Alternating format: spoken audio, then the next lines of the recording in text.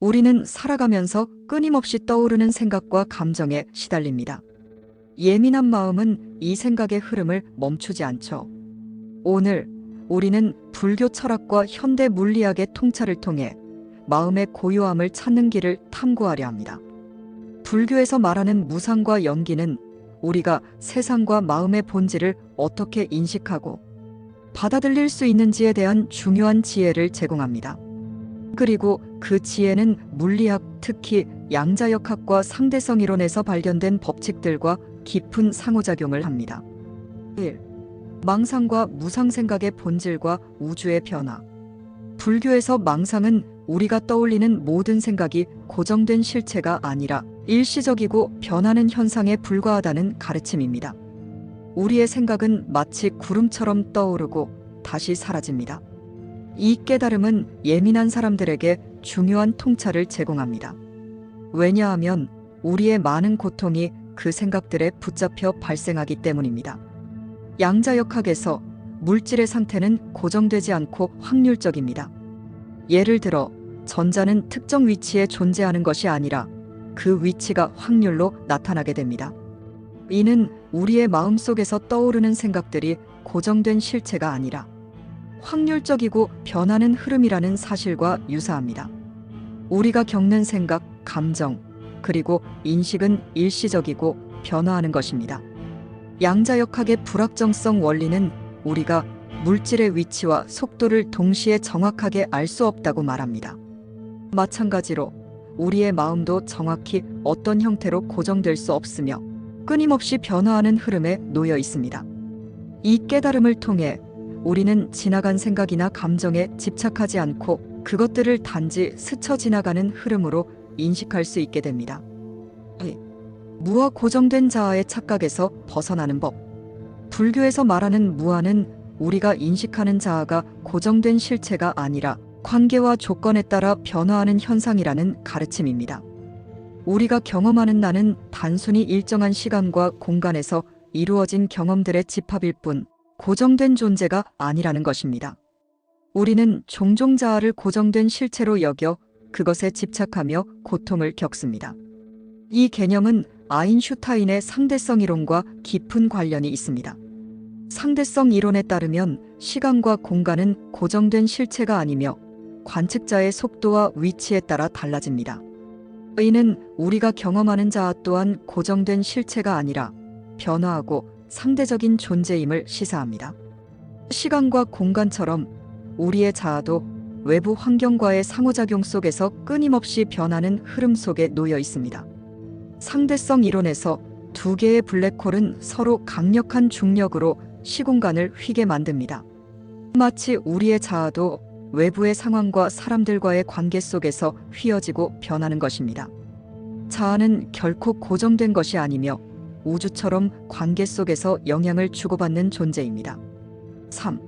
중도 균형의 법칙과 우주의 조화. 불교에서 말하는 중도는 지나친 극단을 피하고 균형을 이루는 삶을 살아가는 길을 의미합니다. 우리는 지나치게 집착하거나 방임할 때 균형을 잃게 되며 고통을 경험합니다. 중도는 일과 휴식, 욕망과 절제, 감정의 억제와 표현 사이에서 균형을 찾는 것입니다. 열역학 제2법칙은 우주가 점차 평형 상태로 나아간다고 설명합니다. 모든 물리적 시스템은 시간이 지나면서 점차 균형을 이루게 되며 그 상태에서 더 이상의 변화가 일어나지 않게 됩니다. 이는 불교의 중도와 매우 유사합니다. 지나치게 감정에 휘둘리거나 무관심한 삶은 균형을 잃게 하지만 고요함을 추구하며 적절히 균형을 이루는 삶은 평화로 가는 길입니다. 중도는 자연의 법칙과도 연결됩니다. 나무는 바람에 흔들리지만 그 흔들림 속에서도 균형을 유지하며 성장합니다. 우리의 삶도 마찬가지로 외부의 자극에 반응하면서도 그 안에서 균형을 찾는 것입니다. 4. 선과 마음의 훈련 관찰의 눈을 열다.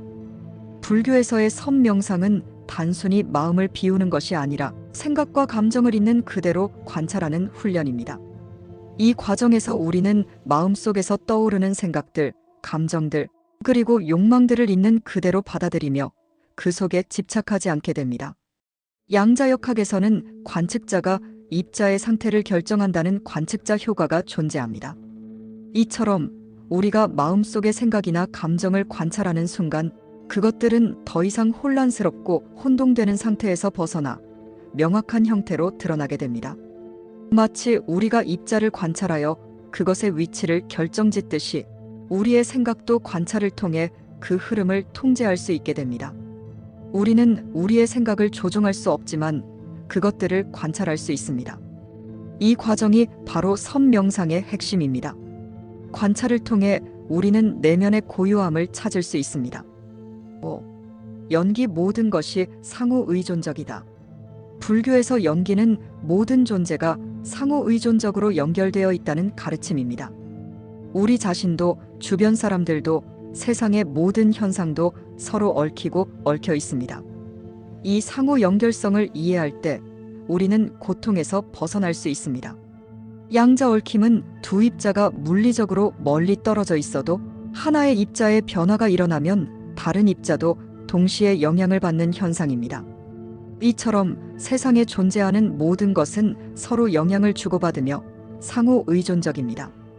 우리는 이 연기의 원리를 이해하고 우리가 가진 모든 관계와 환경에 대해 감사하고 그것을 고요하게 받아들일 때 더 깊은 평화를 경험할 수 있습니다.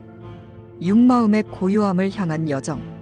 결국 삶은 끊임없이 변화하는 흐름이며 우리는 그 흐름을 흐르는 물처럼 자연스럽게 받아들이는 법을 배워야 합니다. 고통과 혼란은 피할 수 없는 일시적인 현상이며 그것을 지나치게 붙잡고 끌어안기보다는 흐르는 강물처럼 내버려두고 자연스럽게 흘러가도록 해야 합니다.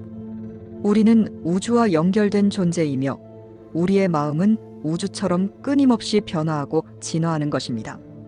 이 모든 변화 속에서 우리가 진정으로 가질 수 있는 것은 현재의 고요입니다. 우리의 고요함은 현재를 받아들이고 변화하는 모든 것을 존중하는 마음에서 비롯됩니다. 삶의 본질은 고요함과 균형, 상호의존 속에서 이루어지며 우리가 그 본질을 이해할 때 우리는 진정으로 자유로워질 수 있습니다. 불교의 철학과 물리학의 통찰은 우리에게 마음의 고요함을 찾을 수 있는 길을 제공합니다. 우리가 고통에서 벗어나기 위해서는 생각의 흐름을 이해하고 자아의 착각에서 벗어나며 상호의존성의 진리를 깨닫는 것이 필요합니다. 이 모든 과정은 단순히 철학적 깨달음만이 아니라 우리의 삶을 변화시키고 더 깊은 평화를 이루기 위한 여정입니다.